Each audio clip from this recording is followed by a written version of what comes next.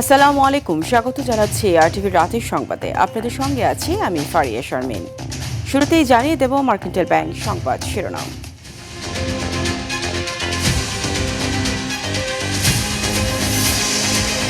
রাষ্ট্রপতির পদত্যাগের জোরালো গুঞ্জন, সাংবিধানিক সুযোগ থাকলেও সরকারের কাছে কোনো তথ্য নেই জানালেন স্বরাষ্ট্রমন্ত্রী। রাষ্ট্রপতি সাংবিধানিকভাবে ইনি পদত্যাগ করতে চাইলে অথবা স্বাস্থ্যগত কারণে যে কোনো কারণে চাইলে তার সেটা অপশন আছে, কিন্তু আমরা তো জানি না। জিয়া হত্যা অভিযুক্ত মোজাফফর মানবতা বিরোধী অপরাধের মামলায় গ্রেপ্তার, জুলাই হত্যাযজ্ঞের পরিকল্পনা ও বাস্তবায়নে জড়িত থাকার প্রমাণ। জুলাই আন্দোলনে মানবতা বিরোধী অপরাধ যেগুলি হয়েছে তার সাথে তার অনেক সংশ্লিষ্টতা আছে। তিনি একজন পলাতক খুনি, সাবেক রাষ্ট্রপতি হত্যাকাণ্ডের সাথে জড়িত। গাজী নজরুলকে বহিষ্কারের সিদ্ধান্ত জানিয়ে ইসিও স্পিকারকে জামায়াতের চিঠি, সংসদের নির্দেশনার ব্যবস্থা জানালো নির্বাচন কমিশন। এবং দিল্লিতে আন্দোলন থামাতে 24 ঘন্টায় 4 বার আলোচনার প্রস্তাব মোদী সরকারের, প্রত্যাখ্যান শিক্ষার্থীদের আসতে হবে যন্তর মন্তরে।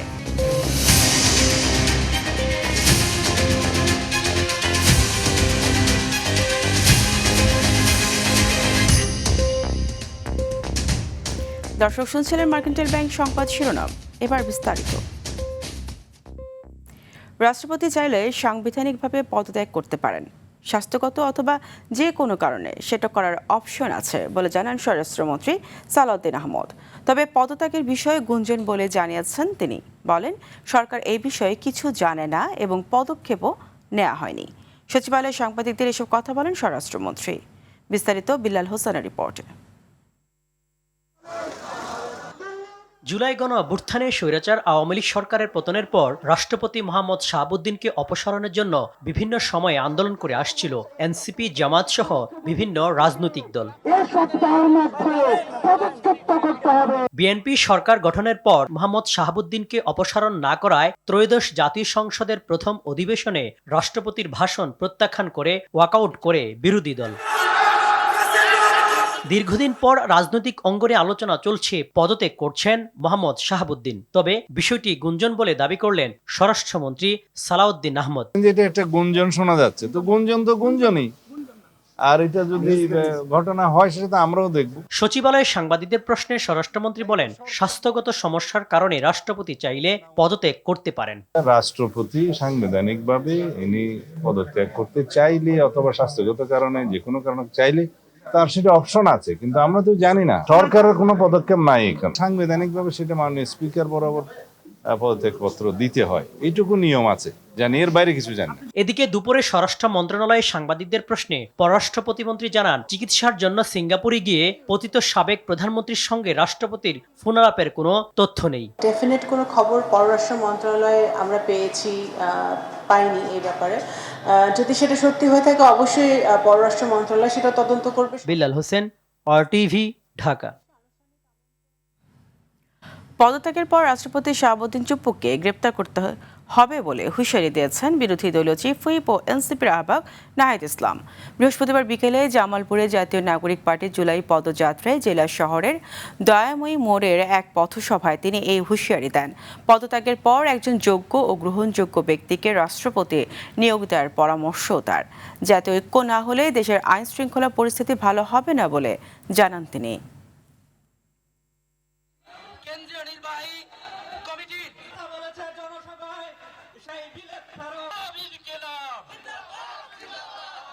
ফ্যাসিস্টের দোষর চুপ্পু পদত্যাগ করলে হবে না, পদত্যাগের পরে তাকে গ্রেফতার করতে হবে।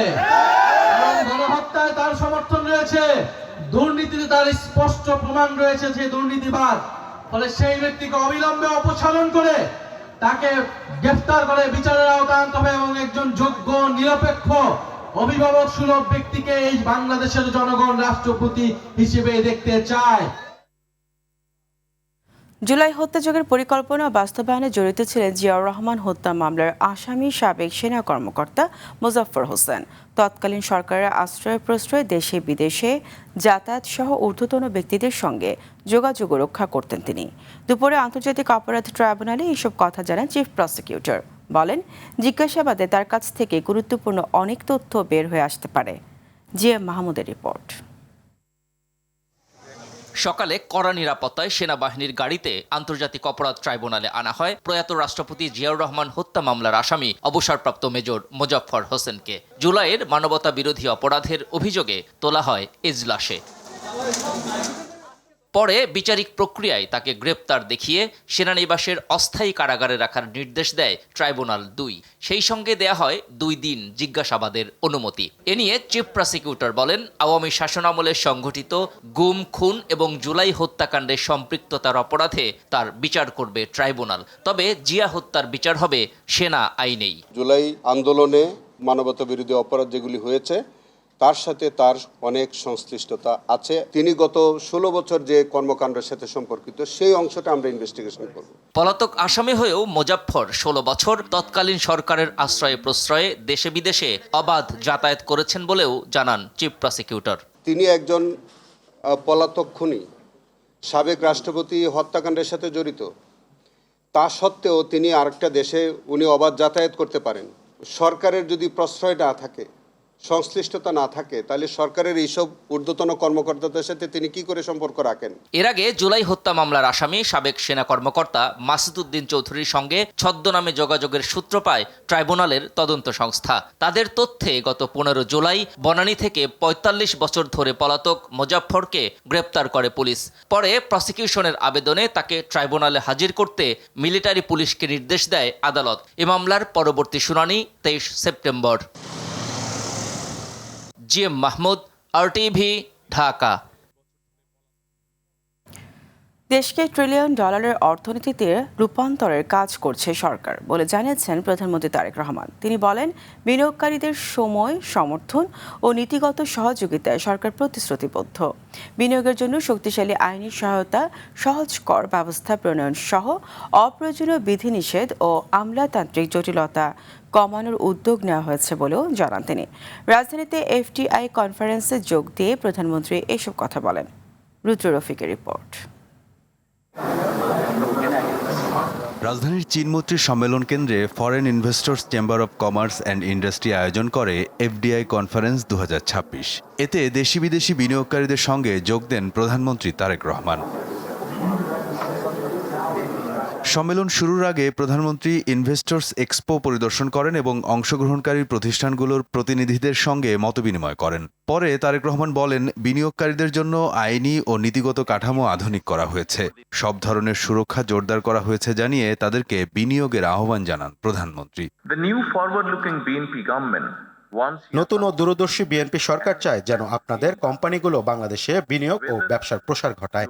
আপনারা স্থানীয় উদ্যোক্তা হন কিংবা বিদেশি বিনিয়োগকারী, যখনই আপনারা বাংলাদেশে বিনিয়োগ করবেন তখন আমাদের সরকারও আমাদের সময়, সহায়তা ও নীতিমালার মাধ্যমে আপনাদের পাশে দাঁড়াবে। এটি এমন একটি প্রতিশ্রুতি যা আমরা রক্ষা করব ইনশাআল্লাহ।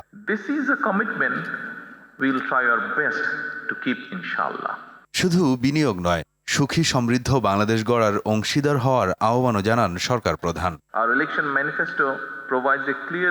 আমাদের নির্বাচনী ইস্তেহারে অর্থনৈতিক রূপান্তরের একটি সুস্পষ্ট রূপরেখা তুলে ধরা হয়েছে। আমরা আপনাদের কেবল বাংলাদেশে বিনিয়োগ করতেই আমন্ত্রণ জানাচ্ছি না, বরং এই লক্ষ্য বাস্তবায়নের অংশীদার হওয়ার জন্য আহ্বান জানাচ্ছি। আমরা আমাদের আইনি ও নীতিগত কাঠামো আধুনিক করছি, বিনিয়োগকারীদের সুরক্ষা জোরদার করছি, বিরোধ নিষ্পত্তির প্রক্রিয়া উন্নত করছি, কর ও ভ্যাট প্রশাসন সহজ করছি এবং মুনাফা প্রত্যাবর্তনের প্রক্রিয়াকে আরো সহজতর করছি। বিনিয়োগের প্রতিবন্ধকতা দূর করা সহ সরকারি প্রক্রিয়া সহজ করার উদ্যোগেরও কথা জানান প্রধানমন্ত্রী তারেক রহমান।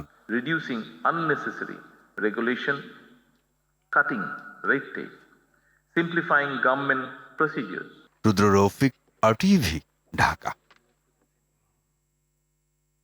বগুড়াকে পরিকল্পিত আধুনিক ও টেকসই নগর হিসেবে গড়ে তুলতে বগুড়া উন্নয়ন কর্তৃপক্ষ আইন ২০২৬-এর খসড়া চূড়ান্ত অনুমোদন দিয়েছে মন্ত্রিসভা।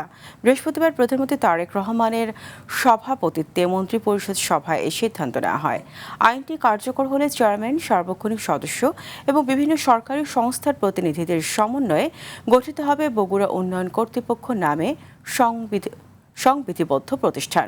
এই কর্তৃপক্ষ পর্যায়ভিত্তিক মহাপরিকল্পনা, উন্নয়ন পরিকল্পনা ও স্থানীয় পরিকল্পনা প্রণয়ন ও বাস্তবায়নের দায়িত্ব পালন করবে।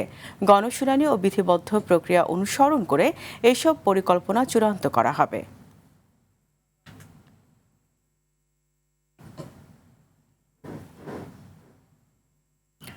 আগামী সেপ্টেম্বরে আসন্ন ব্রিক্স সম্মেলনে অংশগ্রহণের জন্য বাংলাদেশের প্রধানমন্ত্রী তারেক রহমানকে আমন্ত্রণ জানিয়েছেন ভারতের প্রধানমন্ত্রী নরেন্দ্র মোদী। বিকেলে পররাষ্ট্র মন্ত্রণালয় সাংবাদিকদের সঙ্গে আলাপকালে এই তথ্য জানান পররাষ্ট্র প্রতিমন্ত্রী শামা ওবায়দ ইসলাম। ভারতের চলমান উত্তেজনা ইস্যু বিষয়ে তিনি বলেন, গণতান্ত্রিক রাষ্ট্র হিসেবে বাংলাদেশ চায় আলোচনার মাধ্যমে সমাধান করবে ভারত। পাশাপাশি যুক্তরাষ্ট্রের দক্ষিণ ও মধ্য এশিয়া বিষয়ক বিশেষ দূতের সফরের মাধ্যমে বাংলাদেশ ও যুক্তরাষ্ট্রের বাণিজ্য সম্পর্ক আরও জোরদার হবে বলে সরকার আশা করছেন। পররাষ্ট্র প্রতিমন্ত্রী আরও বলেন, ভিসা সংক্রান্ত জটিলতা কমাতে পাসপোর্ট ইস্যুর বিষয় নিয়ে স্বরাষ্ট্র মন্ত্রণালয় ও প্রবাসী কল্যাণ মন্ত্রণালয়ের সঙ্গে বৈঠক হয়েছে। একটি গণতান্ত্রিক রাষ্ট্র হিসেবে, গণতান্ত্রিক সরকার হিসেবে আমরা আমাদের এই রিজনে স্টেবিলিটি, স্থিতিশীলতা এবং শান্তি বজায় থাকুক, সেটাই আমরা আমাদের অবস্থান এবং আমরা সেটা চাই। ভারত আরেকটি গণতান্ত্রিক সরকার হিসেবে তারা তাদের জনগণের অবস্থান দেখবে এবং সমস্যা সমাধানের দিকে দ্রুত গতিতে আগাবে, সেটা আমরা আশা করি। সাতক্ষীরা 4 আসনের সংসদ সদস্য গাজী নজরুল ইসলামকে দল থেকে বহিষ্কারের সিদ্ধান্ত জানিয়ে প্রধান নির্বাচন কমিশনার ও জাতীয় সংসদের স্পিকারের কাছে চিঠি দিয়েছে জামায়াত ইসলামী। এদিকে নির্বাচন কমিশন বলেছে, জামায়াত নয়, জাতীয় সংসদের আনুষ্ঠানিক চিঠি পেলেই গাজী নজরুল ইসলামের বিষয়ে ব্যবস্থা নিতে পারবে নির্বাচন কমিশন। বিস্তারিত জানাচ্ছেন দীপ্ত চন্দ্রপাল। সামাজিক যোগাযোগ মাধ্যমে এক নারীর সঙ্গে আপত্তিকর ও ব্যক্তিগত মুহূর্তের ভিডিও ভাইরাল হওয়ার পর সাতক্ষীরা 4 আসনের সংসদ সদস্য গাজী নজরুল ইসলামকে দল থেকে বহিষ্কার করে জামায়াত ইসলাম। পরদিনই দল থেকে বহিষ্কারের সিদ্ধান্তের বিষয়টি চিঠি দিয়ে প্রধান নির্বাচন কমিশনার ও জাতীয় সংসদের স্পিকারকে জানিয়েছে দলটি। এদিকে নির্বাচন কমিশনার আব্দুর রহমানেল মাসুদ জানান, জামাতের চিঠির ভিত্তিতে ব্যবস্থা নেওয়ার সুযোগ নেই। কোনো পার্টির মধ্যে থাকলে আমার যতদূর মনে পড়ে, আমি যতদূর বুঝি, নির্বাচন কমিশনের এর উপর খুব একটা করণীয় নেই, যদি না পার্লামেন্ট থেকে এটা রেফার করা হয়। আসার পরে আমরা এটা বিশ্লেষণ করব, দেখব আইন কানুন অনুযায়ী কি হওয়া উচিত, তখন নির্বাচন কমিশন তার সিদ্ধান্ত অবহিত করবে। স্থানীয় সরকার নির্বাচন নিয়েও প্রস্তুতি শুরু করেছে নির্বাচন কমিশন। চলতি বছরের অক্টোবরকে সামনে রেখে স্থানীয় সরকার নির্বাচনের প্রস্তুতি এগিয়ে নেওয়া হচ্ছে বলেও জানান নির্বাচন কমিশনার আব্দুর রহমানেল মাসুদ। এডিট করতে পারবে। দীপ্ত চন্দ্রপাল, RTV, ঢাকা। আবার বিপ্লব অনিবার্য হলে সবাইকে প্রস্তুত থাকার আহ্বান জানিয়েছেন জামায়াত ইসলামের আমির ডক্টর শফিকুর রহমান। জুলাই গণ অভ্যুত্থানের চেতনা বাস্তবায়ন, গণভোটের রায় কার্যকর এবং জুলাই গণহত্যা ও মানবতা বিরোধী অপরাধের বিচারের দাবিতে মিরপুর 10 এলাকায় সমাবেশে তিনি এই আহ্বান জানিয়েছেন। তিনি বলেন, এবার আন্দোলনে জামায়াতে ইসলামী পেছনে নয়, সামনে থাকবে। তাদের মধ্যে কোনো চেতনা নাই, সময়ের মতো সৈনিক হিসাবে কাজ করবে। বিশ্ববিদ্যালয়ের ভিসি, কোর্ট কাছারি, আমরা এমন একটা সমাজ গঠন করি যেই সবাইকে প্রস্তুতি নেওয়ার উদাত্ত আহ্বান জানিয়ে রক্তের বন্যা আপনি বাংলাদেশের ইতিহাসে। যদি বিপ্লব অনিবার্য হয়ে ওঠে, তাহলে সেই পরিবর্তন এবং বিপ্লবের লড়াই করার জন্য প্রস্তুত থাকার আহ্বান জানাচ্ছি। আপনারা প্রস্তুত থাকবেন? আমি আছি, আমি আল্লাহর কসম, আমি বেঁচে থাকলে ইনশাল্লাহ পিছনে নয়, আপনাদের সামনে থাকবো ইনশাল্লাহ। এবার ভারতের আন্দোলন প্রসঙ্গ। প্রশ্ন ফাঁস এবং শিক্ষা ব্যবস্থায় দুর্নীতির অভিযোগে দিল্লিতে চলমান আন্দোলন থামাতে গত 24 ঘন্টায় 4 বার আলোচনার প্রস্তাব দিয়েছে মোদী সরকার। আলোচনার জন্য দেশটির ইউনিয়ন মিনিস্টার জেপি নাড্ডার বাসভবনে শিক্ষার্থীদের আমন্ত্রণ জানানো হয়েছে বলে জানিয়েছেন কেন্দ্রীয় প্রতিমন্ত্রী জিতেন্দ্র সিং। তবে মন্ত্রীর বাসভবন বা কার্যালয়ে যেতে অস্বীকৃতি জানিয়েছে শিক্ষার্থীরা। সিজেপির প্রধান মুখপাত্র সৌরভ দাস জানান, আলোচনার জন্য সরকারের প্রতিনিধিদের যন্তর মন্তর অথবা আহত শিক্ষার্থীদের কাছে আসতে হবে।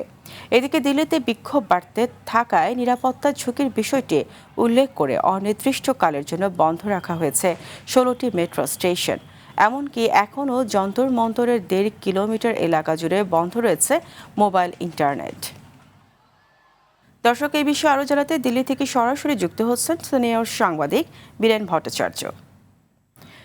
বীরেন, আন্দোলন ঘিরে রাজধানী দিল্লি সহ বিভিন্ন রাজ্যে ইন্টারনেট পরিষেবা সীমিত বা বন্ধ রাখার অভিযোগ উঠেছে। সরকার কি পরিস্থিতি নিয়ন্ত্রণে আরও কঠোর পদক্ষেপের ইঙ্গিত দিচ্ছে, নাকি আলোচনার কোনো সম্ভাবনা তৈরি হয়েছে? বিস্তারিত জানবো। হ্যাঁ, সরকার কিন্তু প্রথম থেকেই বরাবরই বলে এসছে তারা আলোচনার জন্য তৈরি, তবে নিঃশর্তে যদি তারা আলোচনায় রাজি থাকে তবেই আলোচনা হবে। সরকারের বক্তব্য নিঃশর্ত আলোচনা বসা হোক, যদিও বিরোধীরা বারবার জানিয়েছে নিঃশর্তের কোনো প্রশ্নই নেই, কেন্দ্রীয় শিক্ষামন্ত্রী ধর্মেন্দ্র প্রধানকে আগে পদত্যাগ করতে হবে, তারপরেই হবে আলোচনা। এইটা গেল সারাদিনের বিষয়। আজকে সন্ধ্যেবেলায় আচমকা রাহুল গান্ধীর বাড়ির দিকে যেতে দেখা যায় বিরোধী নেতাদের। বিভিন্ন বিরোধী দলের নেতা, তৃণমূল ছিল সেখানে, এনসিপি ছিল, অন্যান্য আরো দলগুলি ছিল, এবং তাদের নেতারা রাহুল গান্ধীর বাড়ির দিকে যান। এরপর রাহুল গান্ধীর বাড়িতে তারা জমায়েত হন সমস্ত বিরোধী নেতা, এবং তারপর সেখান থেকে বাসে করে তারা যান গান্ধী মূর্তির দিকে এগোতে। গান্ধীজির যে সমাধি ক্ষেত্র রাজঘাটে রয়েছে সেদিকে তারা যাওয়ার চেষ্টা করেন, কিন্তু মাঝপথে সামনেই তাদের পুলিশ আটকে দেয়। এরপর অনেকক্ষণ পুলিশের সঙ্গে বিরোধী নেতাদের বাদানুবাদের পর তারা গান্ধী মূর্তির দিকে এগোন, এবং গান্ধীজির মূর্তিতে তারা গান্ধীজির যে সমাধি ক্ষেত্র আছে সেখানে তারা শ্রদ্ধা জানান। রাহুল গান্ধী স্পষ্ট জানিয়েছেন যে তারা পড়ুয়াদের পাশে দাঁড়াতে, এবং তাদের সঙ্গে যে ঘটনা ঘটেছে, যেভাবে নিটের প্রশ্নপত্র ফাঁস হয়ে গিয়ে তাদের ভবিষ্যৎ অনিশ্চিত হয়ে পড়েছে, তার প্রতি সহমর্মিতা জানাতেই তারা এসেছেন। এটা গেল রাজনৈতিক দিক। অন্যদিকে দিল্লির পরিস্থিতি কিন্তু এই মুহূর্তে অত্যন্ত খারাপ পরিস্থিতি, অত্যন্ত উত্তেজনা পরিস্থিতি রয়েছে লুটিয়েন্স দিল্লিতে, অর্থাৎ সেন্ট্রাল দিল্লি, যেটা দিল্লির মূল পাওয়ার করিডোর, সেখানে কিন্তু নিশ্ছিদ্র নিরাপত্তা। অন্যান্য দিন দেখা যায় সন্ধ্যা 7:30 8টার পরে সমস্ত মেট্রো গেট খুলে দেওয়া হয়, নিরাপত্তা শিথিল করে দেওয়া হয়, কিন্তু আজকে তা মোটেই হয়নি। সন্ধ্যের পর বরং নিরাপত্তা আরো বেশি করে বাড়িয়ে দেওয়া হয়েছে, এবং মেট্রো গেট কোনোটাই খোলা হয়নি। সেন্ট্রাল সেক্রেটারিয়েট মেট্রো রাত 9টার সময়, প্রায় 9টা নাগাদ সেন্ট্রাল সেক্রেটারিয়েট মেট্রো অর্থাৎ পার্লামেন্ট সংলগ্ন যে মেট্রো সেটা খোলা হয়। তারপরের যে স্টেশন খান মার্কেট সম্পূর্ণরূপে বন্ধ ছিল। তারপরে যে তৃতীয় metro station Jawaharlal Nehru stadium, সেখান থেকে কিন্তু মেট্রো চলাচল স্বাভাবিক। অর্থাৎ দেখা যাচ্ছে রাত 9টা পর্যন্ত মেট্রো চলাচল স্বাভাবিক করা হয়নি। মোবাইল ইন্টারনেট পরিষেবা সেন্ট্রাল দিল্লির আশেপাশে সম্পূর্ণরূপে বন্ধ করে দেওয়া হয়েছে। এমনকি বেশ কিছু অফিসে সাময়িকভাবে ল্যান্ড পরিষেবা, যেটা ওয়্যার সার্ভিস ইন্টারনেট, সেটাও কিন্তু ব্যাহত হয় এবং গতি অত্যন্ত স্লো ছিল। ফলে যারা কাজে বেরিয়েছেন, যারা অফিসে বেরিয়েছেন, তারা কিন্তু ভোগান্তিতে পড়েন। এবং যেহেতু মেট্রো চলাচল স্বাভাবিক নয়, ফলে রাস্তা প্রচন্ড জ্যামের মধ্যে পড়ে, বেশিরভাগ রাস্তা অবরোধ করে দেওয়া হয়েছে। ফলে সব মিলিয়ে একটা সামগ্রিকভাবে একটা উত্তেজনাপূর্ণ পরিস্থিতি রয়েছে, একদিকে রাজনৈতিক, অন্যদিকে ব্যবহারিক। বীরেন, আপনাকে অসংখ্য ধন্যবাদ। রাষ্ট্রপতির পদত্যাগের গুঞ্জনের মাঝে সফর সংক্ষিপ্ত করে আগামীকাল দেশে ফিরছেন স্পিকার হাফিজ উদ্দিন আহমদ। শুক্রবার দুপুর 12:40 থাই এয়ারওয়েজের একটি ফ্লাইটে ঢাকার হজরত শাহজালাল আন্তর্জাতিক বিমানবন্দরে পৌঁছাবেন তিনি। এর আগে গত 19 জুলাই চিকিৎসার জন্য ব্যাংকক সফরে যান স্পিকার হাফিজ উদ্দিন আহমদ। সফরসূচি অনুযায়ী আগামী 26 জুলাই তার ফেরার কথা থাকলেও সেই সময় এগিয়ে আনা হয়েছে। নির্ধারিত সময়ের আগে স্পিকারের দেশে ফেরার এই খবর রাষ্ট্রপতির পদত্যাগের আলোচনাকে আরও জোরদার করেছে। দেশে বৈদ্যুতিক যানবাহন ও নবায়নযোগ্য জ্বালানি প্রসারের সঙ্গে দ্রুত বাড়ছে লিথিয়াম আয়ন ব্যাটারির চাহিদা। এই শিল্পের বিকাশে প্রথমবারের মতো 2030 সাল পর্যন্ত শুল্ক ছাড় সহ নীতি সহায়তার ঘোষণা দিয়েছে সরকার।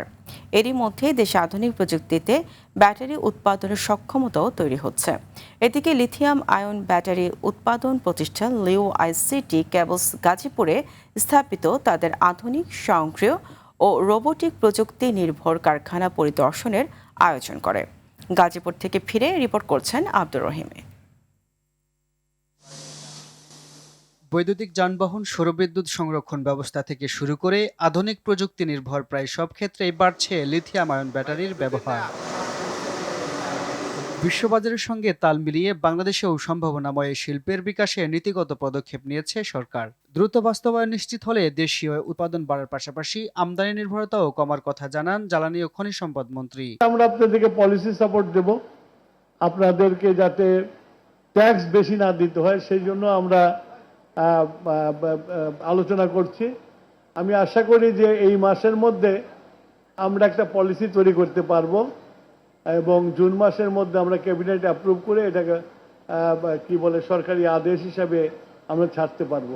সরকারের উদ্যোগকে স্বাগত জানিয়ে গাজীপুরের বাংলাদেশ হাইটেক পার্কে লিও আইসিটি কেবলস পিএলসির আধুনিক স্বয়ংক্রিয় রোবোটিক প্রযুক্তি নির্ভর লিথিয়াম আয়ন ব্যাটারির উৎপাদন কারখানা পরিদর্শনের আয়োজন করা হয়। এ সময় দেশীয় উৎপাদন সক্ষমতা, প্রযুক্তিগত অগ্রগতি, বিনিয়োগের সম্ভাবনা এবং ভবিষ্যৎ সম্প্রসারণ পরিকল্পনা তুলে ধরেন প্রতিষ্ঠানটি।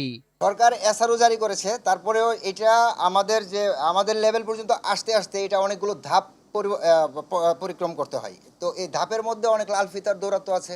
এই লাল ফিতার দৌরাত্মগুলো যদি কমে যায় তাহলে এই বেনিফিটটা আমরা খুব তাড়াতাড়ি পাবো। প্রতিষ্ঠানটির কর্মকর্তারা জানান, প্রশাসনিক প্রতিক্রিয়া দ্রুত শেষ হলে আন্তর্জাতিক মানের ব্যাটারি উৎপাদন আরও সম্প্রসারণ করা সম্ভব হবে। বিশ্লেষকরা বলছেন, ঘোষিত নীতি সহায়তা দ্রুত ও কার্যকর বাস্তবায়ন নিশ্চিত হলে ভবিষ্যতে আঞ্চলিক উৎপাদন কেন্দ্র হিসেবে বাংলাদেশের অবস্থান আরও শক্তিশালী হবে। আব্দুর রহিম, RTV, ঢাকা। মার্কিন হামলায় 4 সেনার মৃত্যুর ঘটনায় ইরাক ও ইরানকে চরম মূল্য দেওয়ার হুমকি দিয়েছে ট্রাম্প। এসব হামলার জবাবে ইরানের পররাষ্ট্রমন্ত্রী বলেছেন তারাও তাদের আত্মরক্ষা নীতি বজায় রাখবেন। এদিকে হরমুজ প্রণালী পার হওয়ার সময় ইরানের পেতে রাখা মাইন বিস্ফোরণে এক তেল ট্যাঙ্কার ক্ষতিগ্রস্ত হয়েছে। মার্কিন আগ্রাসন বন্ধ না হওয়া পর্যন্ত এই প্রণালী দিয়ে এক ফোঁটাও তেল পার হতে পারবে না বলে হুঁশিয়ারি দিয়েছে ইরান। এদিকে হরমুজ প্রণালী বন্ধ হয়ে যাওয়ার খেসারত দিতে হচ্ছে দূরবর্তী দেশগুলোকেও। এই পথ বন্ধ থাকায় বিশ্ববাজারে সারের দাম বেড়েছে 50%। আগামী অক্টোবর নাগাদ সার সংকট দেখা দিলে বাংলাদেশে অন্তত 1,81,00,000 মানুষ তীব্র খাদ্য ঝুঁকিতে পড়তে পারে বলে সতর্ক করেছে জাতিসংঘের বিশ্ব খাদ্য কর্মসূচি। মধ্যপ্রাচ্যে উত্তেজনা বাড়তেই আবারও বাড়তে শুরু করেছে অপরিশোধিত তেলের দাম। বৃহস্পতিবার আন্তর্জাতিক বাজারে ব্রেন্ট ক্রুডের দাম 2% বেশি বেড়ে ব্যারেল প্রতি $96 পৌঁছেছে। একই সময় যুক্তরাষ্ট্রের বেঞ্চমার্ক ওয়েস্ট টেক্সাস ইন্টারমিডিয়েট পরিশোধিত তেলের দামও $1.5 বেড়ে দাঁড়িয়েছে ব্যারেল প্রতি $88.31। বিশ্লেষকরা বলছেন, ইরানে যুক্তরাষ্ট্রের নতুন হামলা এবং লোহিত সাগরে সৌদির তেলবাহী জাহাজে হুতিদের হামলার কারণে জ্বালানি সরবরাহ নিয়ে শঙ্কা বেড়েছে। আর সেই প্রভাবে আন্তর্জাতিক বাজারে ঊর্ধ্বমুখী রয়েছে তেলের দাম। খেলার খবর। ঐতিহাসিক লর্ডসে আগামী বছরের 28 মে ইংল্যান্ডের বিপক্ষে টেস্ট খেলবে বাংলাদেশ। একমাত্র টেস্টের সূচি আনুষ্ঠানিকভাবে ঘোষণা করেছে ইসিবি। 2010 সালে সর্বশেষ ইংল্যান্ড সফরে গিয়েছিল বাংলাদেশ। সেবার 2 ম্যাচ সিরিজের একটি ছিল লর্ডসে। 16 বছর পর অর্ডেসে আবারও খেলবে বাংলাদেশ দল। দীর্ঘদিন ধরেই বাংলাদেশ দল ইংল্যান্ড ও অস্ট্রেলিয়ায় সিরিজ খেলার অপেক্ষা ছিল। আগস্টে 23 বছর পর অস্ট্রেলিয়ায় টেস্ট খেলতে যাচ্ছে বাংলাদেশ। 1 বছরের মধ্যে ইংল্যান্ডেও টেস্ট খেলবে শান্ত তামিমরা। বিশ্বকাপ মানেই শুধু জয় বা পরাজয়ের গল্প নয় কেবল ট্রফি জয়। এটি কারো জন্য বিদায়েরও মঞ্চ। 2 দশক ধরে যে জাদুকররা বিশ্ব ফুটবলকে শাসন করেছেন তাদের অনেককেই হয়তো আর দেখা যাবে না ফুটবলের সবচেয়ে বড় মঞ্চের সবুজ গালিচায়। এক ঝাঁক মহাতারকার এই রাজকীয় প্রস্থানের বিস্তারিত থাকছে কাজী মাহিম হাসানের রিপোর্টে।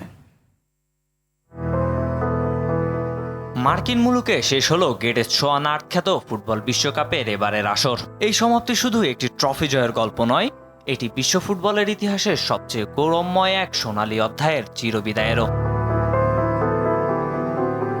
এই তালিকায় সবার উপরের দিকে আছেন Portuguese goal machine Cristiano Ronaldo. 41 বছর বয়সে এসেও ফুটবল ইতিহাসের প্রথম খেলোয়াড় হিসেবে 6টি বিশ্বকাপে গোল করার বিরল কীর্তি গড়েন CR7। আন্তর্জাতিক ফুটবলের সর্বোচ্চ গোলদাতা নিজেই নিশ্চিত করেছেন এটাই ছিল তার শেষ বিশ্বকাপ। তালিকার আরেক নাম 2022 বিশ্বকাপ জয়ী অধিনায়ক লিওনেল মেসি। দীর্ঘ পথ চলায় প্রায় সব অর্জনই আছে তার ঝুলিতে। স্পেনের বিপক্ষে ফাইনাল দিয়েই হয়তো বিশ্বকাপের শেষ ম্যাচটি খেলে ফেলেছেন এই আর্জেন্টাইন জাদুকর। 39 বছর বয়সী এই মহাতারকাকে আগামী বিশ্বকাপে দেখার আশা করাটা ফুটবলীয় বাস্তবতায় কঠিন। তবে থামতে না জানা মেসির ক্যারিয়ারের ভবিষ্যৎ নিয়ে এখনও নিশ্চিত কিছু বলার উপায় কোথায়। বিদায় তালিকায় আরও আছেন ক্রোয়েশিয়ার মাঝমাঠের প্রাণভোমরা লুকা মদ্রিচ। বিশ্বকাপ খেলেই বিদায় জানিয়েছেন আন্তর্জাতিক ফুটবলকে। অপরদিকে ইনজুরি কাটিয়ে আনচেলত্তির ডাগ আউটে শেষ চেষ্টা করেছিলেন নেইমার জুনিয়র। কিন্তু নরওয়ের কাছে হেরে ব্রাজিলের স্বপ্নভঙ্গের পর আন্তর্জাতিক ফুটবলকে বিদায় জানান তিনি। বিদায়ী তালিকায় আছেন আরও এক ঝাঁক তারকা। জার্মানির বিশ্বকাপ জয়ী গোলরক্ষক ম্যানুয়েল নয়ার, মেক্সিকোর গোলবারের অতন্দ্র প্রহরী গিলেমো ওচোয়া, বেলজিয়ামের সোনালী প্রজন্মের দুইজন রোমেরো লুকাকু আর মাঝমাঠের কারিগর কেভিন ডি ব্রুইনা, মিশরের গোল মেশিন মোহাম্মদ সালাহ, সেনেগালের ইতিহাসের সেরা ফুটবলার সাদিও মানে, ফ্রান্সের এনগোলো কান্তে এবং আর্জেন্টিনার নিকোলাস ওতামেন্ডিদের এটাই ছিল শেষ বিশ্বকাপ।